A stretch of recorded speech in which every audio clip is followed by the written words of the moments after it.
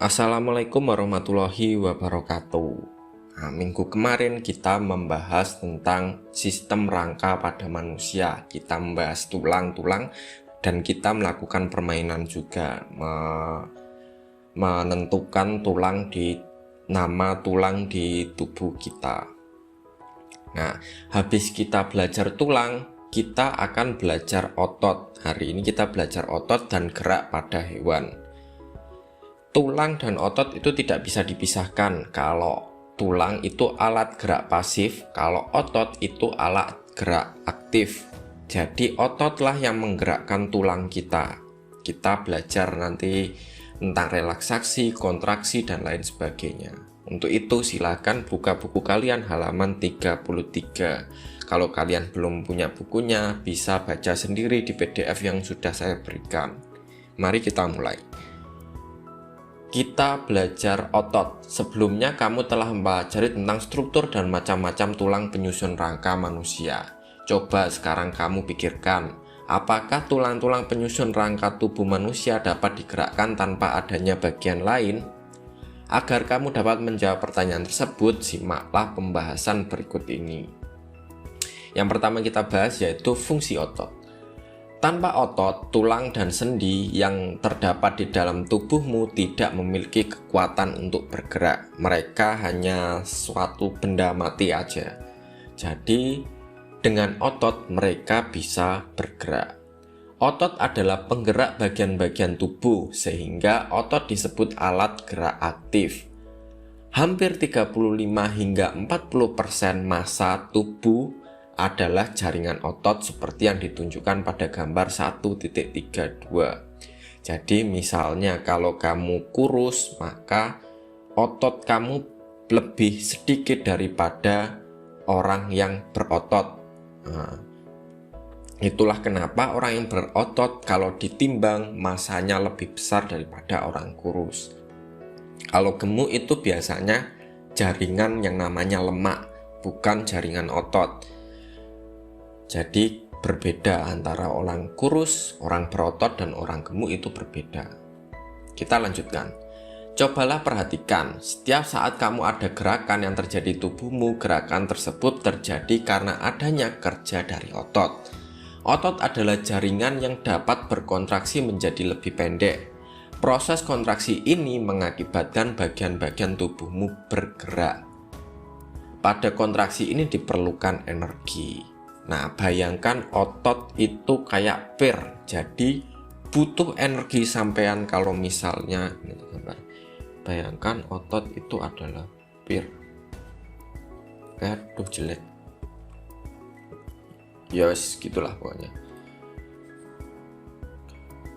Jadi kalau pir kamu tekan kan memendek lah, itu butuh energi atau butuh gaya yang kamu berikan. Nah, bayangkan itu yang terjadi di otot. Tapi tidak sesederhana itu. Kalau kalian mempelajari otot lebih lanjut, kalian akan menjumpai kalau sistem kerja pir tidak sama dengan sistem kerja otot. Tapi untuk saat ini kalian bisa membayangkan kayak gitu.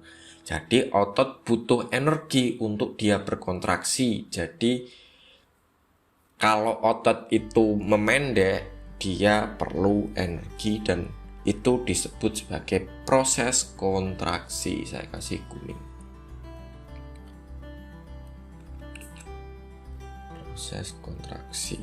Oke, kita lanjutkan. Ini ya,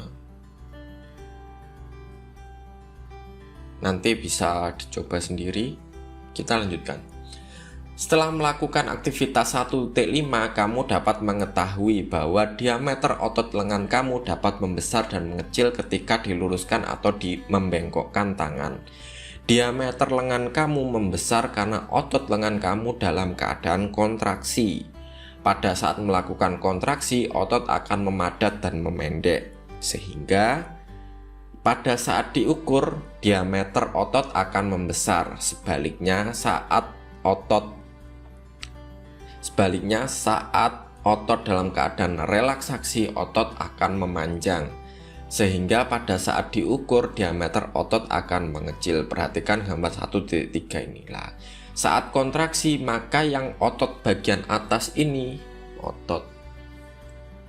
otot bicep ini akan memendek sehingga dia akan membentuk cembungan kayak gini. Bentuk suatu ya kayak gini lah. Sedangkan saat relaksasi dia bergantian, yang ini pendek, yang ini panjang, sedangkan yang ini atau otot tricep ini namanya tricep, ini memanjang, memendek. Sedangkan ini kontraksi, ini pendek, dan ini panjang. Jadi sistem kerja otot di tubuh manusia itu saling berlawanan atau saling antagonis kayak gitu. Jadi kalau otot bicep berkontraksi, otot tricep relaksasi. Kalau misalnya otot tricep relaksasi, otot tricep kontraksi, maka otot bicep berrelaksasi. Nah, ini adalah contoh penerapan berkontraksi dan relaksasi di kehidupan, maksudnya di tubuh kalian. Ini bukan terjadi di otot lengan saja, tapi di seluruh tubuh. Jadi ada otot kalau kamu narik nafas, ada otot yang berkontraksi, dan ada otot juga yang berrelaksasi. Kalau kamu mengeluarkan nafas, ada otot yang berrelaksasi juga, dan ada otot yang berkontraksi juga. Kita lanjutkan. Otot yang bekerja di bawah kesadaran adalah otot yang kerjanya dapat kamu kendalikan. Prinsip kerja otot ini adalah dapat dikendalikan, artinya kamu dapat mengendalikan apakah harus merenggang atau tidak menggerakkan. Saya ulangi. Prinsip kerja otot ini adalah dapat dikendalikan, artinya kamu dapat mengendalikan apakah kamu harus menggerakkan atau tidak menggerakkan otot tersebut. Sebagai contohnya, kerja otot pada saat kamu makan, menulis, berlari, serta aktivitas-aktivitas lainnya yang kamu lakukan secara sadar, atau kalian bisa mengkontrolnya dengan otak kalian. Selain otot yang bekerja di bawah kesadaran, ada juga otot yang bekerja di luar kesadaran. Otot yang bekerja di luar kesadaran adalah otot yang tidak dapat kamu kendalikan secara sadar. Prinsip kerja otot ini adalah tidak dapat dikendalikan, artinya kamu tidak dapat mengendalikan apakah harus menggerakkan atau tidak menggerakkan otot tersebut. Otot-otot tersebut bekerja sepanjang hari, sepanjang hidup di luar kesadaran kamu.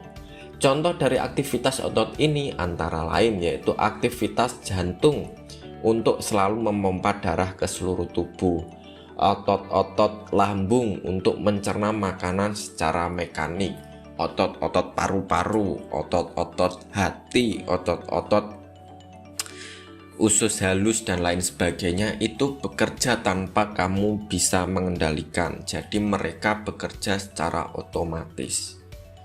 Nah, seperti itu. Sekarang kamu telah mengetahui prinsip kerja dari otot. Kamu harus banyak bersyukur kepada Tuhan karena Tuhan telah menciptakan otot-otot tersebut sehingga seluruh aktivitas yang ada di tubuhmu dapat bekerja terus tanpa harus kamu kendalikan. Kalau misalnya kamu harus mengendalikan kerja perut, kerja paru-paru, dan kerja lain sebagainya, kamu akan capek sendiri. Kalau misalnya bekerja secara otomatis, maka kamu bisa fokus ke kerja otot-otot gerak kamu atau otot-otot yang bisa kamu kendalikan. Nah, seperti itu. Bayangkan jika Tuhan tidak menciptakan otot-otot tersebut, maka kamu tidak akan dapat tidur dengan pulas karena kamu harus mengontrol otot jantung agar terus dapat memompa darah ke seluruh tubuh selama kamu tidur. Nah, itu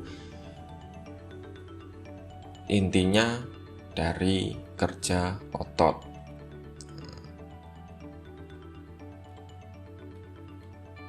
Kita skip dulu.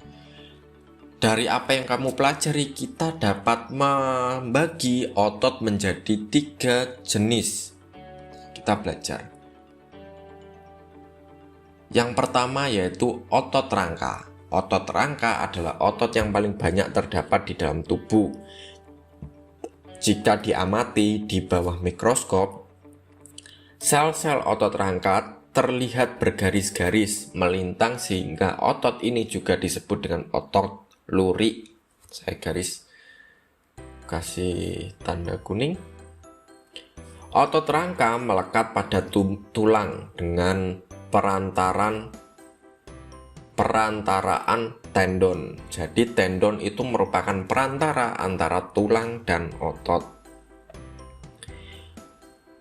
Tendon adalah pita tebal berserabut dan liat melekatkan otot pada tulang. Otot rangka tergolong otot sadar. Kamu dapat mengontrol penggunaan otot ini. Kamu dapat menentukan kapan berjalan dan kapan tidak. Otot rangka cenderung cepat berkontraksi dan cepat lelah. Agar kamu mengetahui posisi otot rangka yang melekat pada tendon, perhatikan gambar 1.34 berikut. Jadi ini ada otot rangka.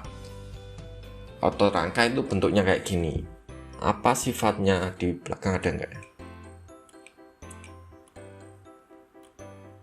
Oh, enggak ada. Oke. Jadi otot rangka ini sifatnya adalah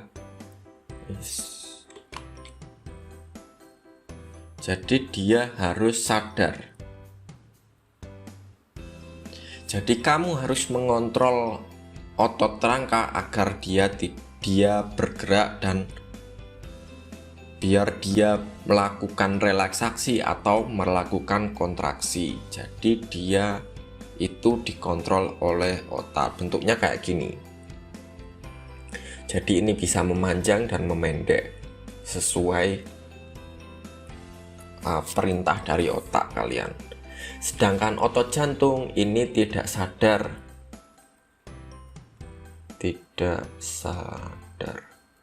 Nah, kenapa dia tidak sadar? Karena dia itu tugasnya memompa darah dari seluruh tubuh ke jantung dan jantung ke seluruh tubuh. Dia berbeda dengan otot polos karena otot jantung itu harus mempunyai energi yang sangat besar. Berbeda dengan otot misalnya perut, otot usus kayak gitu. Otot usus bekerjanya lebih santai, jadi dia bekerja, kalau anak muda sekarang istilahnya slow. Nah, kalau otot polos itu slow, kalau otot jantung itu tidak boleh atau tidak bisa slow. Jadi dia harus bekerja keras sepanjang hidup kalian. Kalau misalnya dia berhenti, maka kalian namanya adalah mati atau tidak bernyawa lagi. Sama-sama otot jantung dan otot polos itu kerjanya tidak sadar. Kalau ini itu harus digunakan untuk memompa darah seluruh tubuh, jadi ototnya bentuknya seperti otot rangka, mirip seperti otot rangka, tapi lebih canggih lagi karena dia harus memompa terus tanpa istirahat sama sekali. Kalau misalnya istirahatnya hanya memperlambat, kayak lebih lambat ketika sampean tidur atau ya istirahat kayak gitu. Kalau misalnya sedang olahraga, maka otot jantung bekerja lebih keras. Sedangkan otot polos hanya bekerjanya santai tapi tetap teratur kayak gitu. Jadi itu adalah 3 otot. Pertama otot rangka, otot jantung, dan otot polos. Kita baca ini. Otot polos terdapat pada dinding lambung, usus halus, rahim, kantung empedu, dan pembuluh darah. Otot polos berkontraksi dan berelaksasi dengan lambat. Nah, itu yang saya bilang slow. Otot ini berbentuk gelondong serta memiliki sebuah inti pada setiap selnya. Berdasarkan cara kerjanya, otot polos tergolong dalam otot tidak sadar. Selanjutnya yaitu otot jantung. Otot jantung hanya ditemukan di jantung. Otot jantung mempunyai garis-garis seperti otot rangka. Sebaliknya, cara kerja otot jantung mirip seperti otot polos karena tergolong otot tidak sadar. Otot jantung berkontraksi sekitar 70 kali per menit sepanjang hari selama hidup kamu. Kamu mengetahui bahwa otot jantung berkontraksi pada saat jantung berdenyut. Otot ini tidak dapat kamu kontrol oleh kemauan sadarmu. Jadi kamu tidak bisa sengaja menghentikan jantung kamu berkontraksi kayak gitu. Jadi terus berkontraksi selama hidup kamu. Tahukah kamu bahwa ternyata otot kita juga ada yang bekerja secara berlawanan? Maksudnya pada saat kamu melakukan sebuah gerakan, meskipun gerakan itu dilakukan secara bersamaan, tetapi proses kontraksi dan relaksasi antara otot satu dengan otot lainnya berlangsung berlawanan. Itu yang saya bilang tadi, antagonis. Jadi otot tricep berlawanan dengan otot bicep, otot bicep berlawanan dengan otot tricep. Agar kamu lebih memahami maksud dari pernyataan di atas, perhatikan gambar 1.35. Pada gambar tersebut dijelaskan pada saat tangan dilipat, otot bicep berkontraksi, sedangkan otot tricep berelaksasi. Sebaliknya, pada saat tangan direntangkan, otot bicep berelaksasi, sedangkan otot tricep berkontraksi. Nah, ini gambarnya. Ini yang saya jelaskan tadi. Nah, sekian pembelajaran tentang otot manusia ini. Jadi ini materi untuk hari ini. Yang lainnya atau yang selanjutnya kita bahas di pertemuan selanjutnya, yaitu kita belajar tentang gerak